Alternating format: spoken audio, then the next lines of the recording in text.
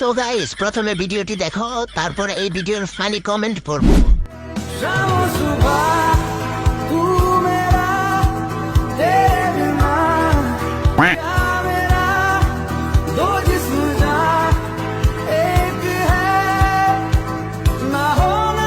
चलती फिरती कोकेन है कोकेन।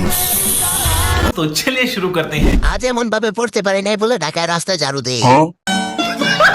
ম্যাগিপাড়া উচ্চ বিদ্যালয়ের বৃষ্টি বিভাগীয় শিক্ষিকা উনি।